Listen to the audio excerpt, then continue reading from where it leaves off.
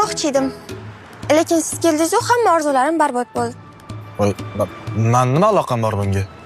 Shu dadalarimiz va'dalashib qo'yishgan ekan-ku. Ota-onam shu bolaga uzataman deb qat'iy turib olishgan. Nima? Men sizga yoqmadimmi shunda? To'g'risini aytaymi yo yolg'on gapiraymi? Tushunarli. To'g'risini aytsam, meni ham chet elda o'zim yaxshi ko'rgan qizim bor.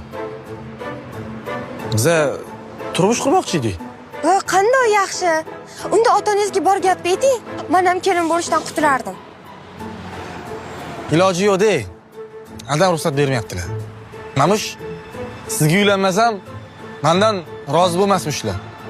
Abbo, sizda ham shu muammo ekanda. Top. Mabodo sizda hech qanaqangi taklif yo'qmi? Bilmasam, meni ham boshim qotib qolgan. Aslida menda bitta zo'r taklif bor. Xo'sh, qanaqa taklif? Xullas, biz turmush quramiz. Ota-onalarimizni rozi qilamiz. Chunki boshqa ilojimiz ham yo'q.